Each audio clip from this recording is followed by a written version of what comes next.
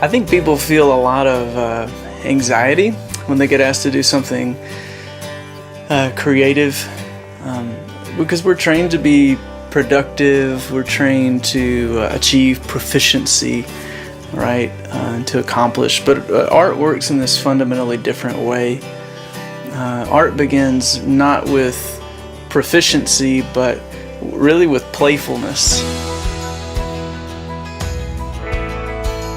There's this very telling story about a dad, and he's an art professor, and he's on his way out the door to go to work at the college, and his little girl stops him and says, "Daddy, where are you going today? What are you going to do today?"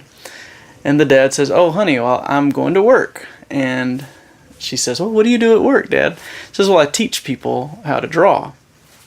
And the little girl just, she looks at him really puzzled, and she says, "You mean they forgot how?"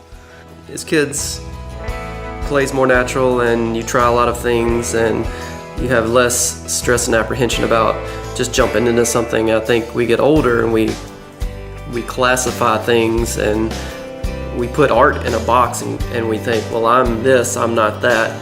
And then there's a fear of, trying it, because we just take it so seriously. We take everything so seriously. But I think when you approach it with a playful spirit, that this doesn't have to be perfect, this can be whatever I want it to be, then you kind of let your guard down. And you remember when Jesus is welcoming the children, the disciples were like these professionals. They were annoyed with the children because they were like these kindergartners that couldn't color in the lines, and children are famously incompetent, right? They have to learn how to do everything. They're not good at anything. And so the disciples are all concerned with polish and protocol, and Jesus says, "Guys, you are missing the kingdom. No one has taught these kids how to be afraid of playfulness." What's gonna happen? What's gonna happen? Now watch this. But the disciples have forgotten something that is essential to the kingdom of God. What's the clay feel like? Is it squishy? Mm-hmm. Does it feel wet? Mm-hmm. And of course, there is such a thing as artists with incredible skill, but even the most skillful artist starts by simply enjoying her art at this place that actually comes before skill, this place of childlike wonder.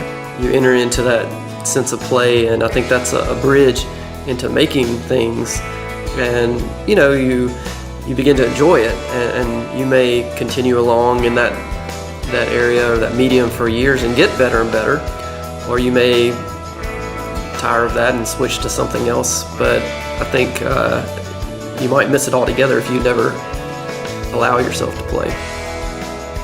Because in art, mistakes are good, and play is about making joyful mistakes. Smushing clay, globbing paint, dragging or smearing charcoal across a piece of paper. When you're at play, you don't worry about getting it right, about being efficient or productive. And something I hope for at this retreat is that we can dispel this traumatizing lie of perfectionism that really keeps a lot of people from enjoying this God-given call to be creative with their life. Because art is not some equation to solve with like a mechanically correct answer, right? No, art and creativity is like this realm to be explored like a child. It's a puddle to splosh around in. It's a box of crayons to rummage through. Yeah, so having some kids over to just play, we had the clay out, the tools, different stamps, and just to give them the experience of what the material's like, that it's soft, that you can shape it, Let's see, let's make it really big. Take a hand, and everybody push down. Push straight down. And we didn't give them any kind of rules or even a project. It was just, if they wanted clay, we gave them clay, and they settled into just playing around and trying different things. And in an hour, several of them had created their own little things, mushrooms, little dogs, all kind of things that were impromptu, just from giving time and access to the clay and tools. I constantly hear people saying, I'm not creative, I can't do anything artistic.